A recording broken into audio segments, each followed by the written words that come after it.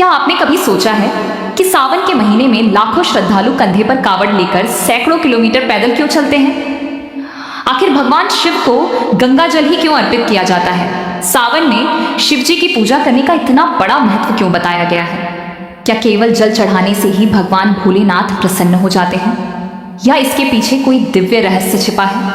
कहा जाता है कि जो व्यक्ति सावन में श्रद्धा और विश्वास के साथ कावड़ यात्रा करता है, भगवान शिव उसके जीवन के बड़े से बड़े संकट दूर कर देते हैं। लेकिन बहुत कम लोग जानते हैं कि कावड़ यात्रा केवल एक परंपरा नहीं, बल्कि त्याग, तपस्या, सेवा और भक्ति का अद्भुत संगम है।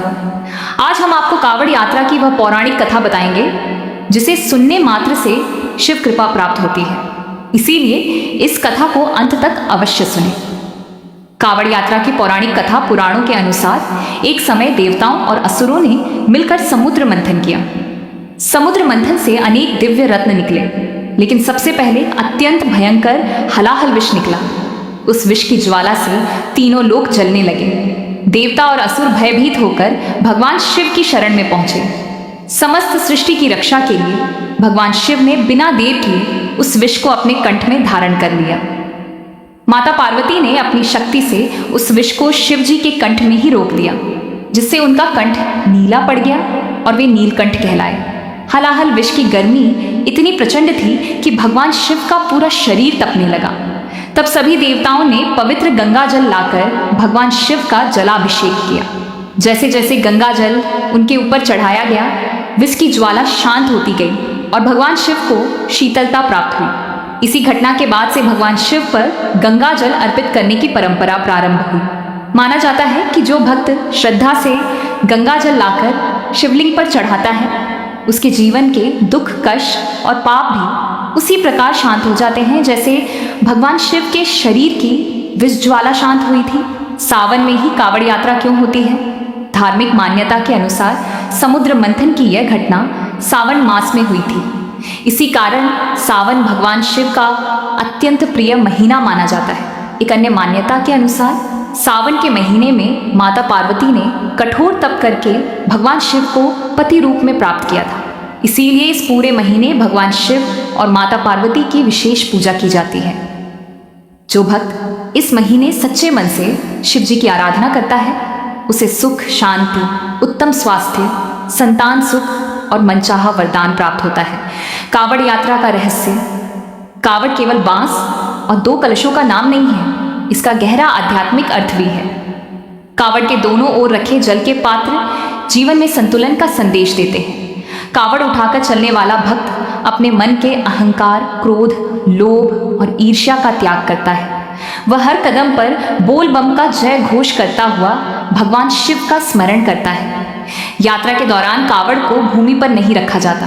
इसका अर्थ है कि भक्त अपने संकल्प को कभी टूटने नहीं देता। कठिन रास्ते, धूप, बारिश और थकान के बावजूद वह भगवान शिव के प्रति अपनी श्रद्धा बनाए रखता है।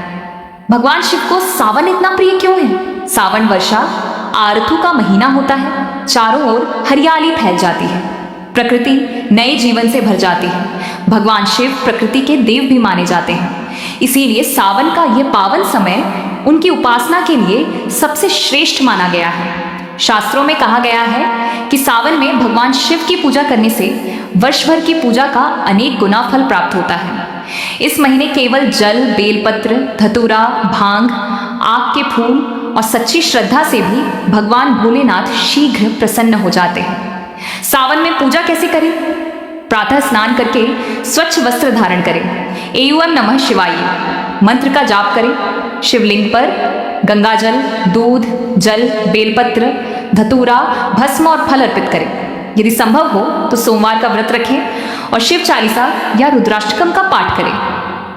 यदि कावड़ यात्रा कर रहे हैं तो यात्रा के दौरान संयम रखें, किसी का अपमान न करें, झूठ न बोलें और सेवा तथा सदाचार का पालन करें।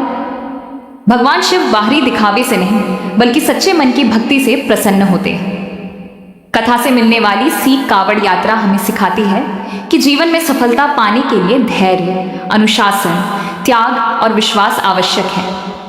जैसे कांवड़िया कठिन रास्तों से गुजरकर भगवान शिव तक गंगा जल पहुंचाता है, वैसे ही मनुष्य को भी अपने जीवन की कठिनाइयों का सामना करते हुए अपने लक्ष्य तक पहुंचना चाहिए।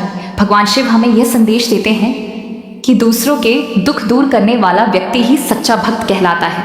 उन्होंने स्वयं संसार की रक्षा के लिए विष का पान किया। इसीलिए हमें भी अपने जीवन में सेवा, करुणा और प्रेम का मार्ग अपनाना चाहिए।